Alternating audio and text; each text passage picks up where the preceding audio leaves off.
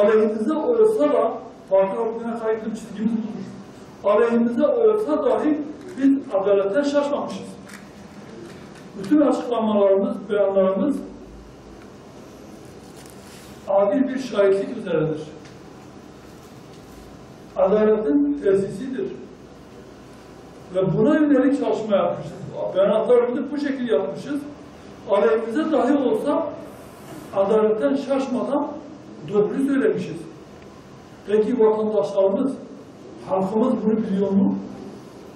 Bunu halka ulaştırabilmiş miyiz, bu bakış açımızı? Halkın bir ezberi vardır. Partiler kendi menfaatleri için çalışır, ne gerekiyorsa onu söylerler. Hakkı, hakikati kendilerine göre söylerler. Farklı bir partiyiz. Bizim ölçülerimiz farklı, referansımız farklı ve bu ölçümüzü, referansımızı onlara anlatamamışız, onlara iletememişiz, belirtememişiz. Bu bizim eksiğimizdir. Bizim bunu yapmamız lazım. Yani şu an iktidar ve muhalefet partileri kendilerini ifade ediyorlar, anlatıyorlar. Kendi siyasetleri için dün siyah dediğine bugün beyaz diyor, dün beyaz dediğine bugün siyah diyor. Muhalefetteyken yanlış dediğine, iktidara geldiğine doğru söylüyor. Şu an AK Parti'nin hükümetin içine düştüğü durum gibi. Muhalefetteyken Kürt meselesi İslam'a göre çözülmelidir, Kürtlere haksızlık yapılıyor diğer insanlar şu an MHP ile birlikte hareket ettiği için MHP'nin milliyetçi söylemleri de oraya yaklaşıyor. Bizim söylediklerimizi hesaplarına gelmeyince ve iktidar yanlısı medya veya diğer medya çarpıtabiliyor. Tek yolladığım gibi tekrar bizim çalışmamız, bizim harekete geçmemiz lazım.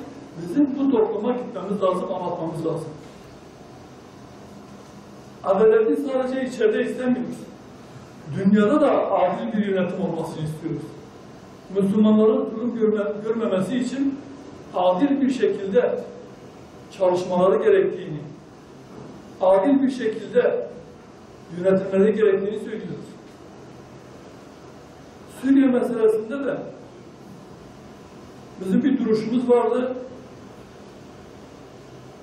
Türkiye hükümetinde de AK Parti iktidarı yanlısı olanlar bizi hemen Esedçi diye suçladılar. İran yanlısı olanlar, İrancılar, Esedçiler de bizi hükümet yanlısı diye suçladılar. Bizim politikamız şuydu ki savaşsız, silahsız, diyalogla sorunlar çözülsün. İslam coğrafyası içerisinde ki bütün sorunların silahsız, diyalogla çözülmesini istiyoruz. Müslümanların birbirleriyle çatışmamasını, kavga etmemesini istiyoruz. Politikamız bunun üzerine kuruludur. Ama maalesef bunu yanlış anlıyor. Şu an aynı şekilde Irak'ta da Irak bölgesel Kürt yönetimi kendi topraklarında kendi geleceğiyle ilgili bir karar almak istiyor. Ve referanduma gidiyor. Bugün referandum yapılıyor. Biz referandum onların hakkıdır dediğimiz için, adil şahitlik yaptığımız için, adalete davet ettiğimiz için hükümet tersini söylüyor diye birçok medya kuruluşu, birçok yayın savaş çığlıklarını yapıyor ve Hüdapar'ın duruşunu da birçok kişi yani yanlış tanıdığı için, adaletten saptıkları için, adil bir şahitlikten saptıkları için milliyetçi duygularla bunu değerlendiriyor ve oradaki insanların adil bir şekilde yönetilmelerini ya da adalet ve temsiliyetini ne karşı çıkıyor? Hüdapar'ın programının temel şeyi de şudur. Diyor ki sadece içeride değil, ülke içinde değil, dış politikada da, dış ilişkilerde de adaleti yerleştirmemiz lazım. Politikanın esası milli çıkarlar değil, devletin çıkarları değil. Adalet de olmalıdır.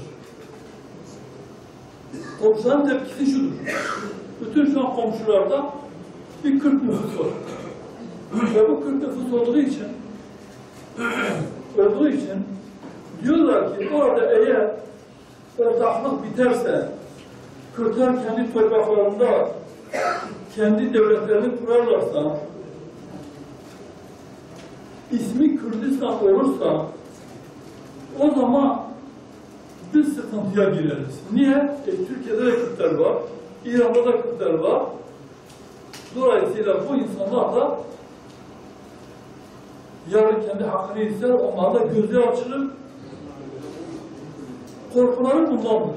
Yani Türkçülük korkları şu an devletin 90 yıllık o ceberut yapısı hemen devreye giriyor.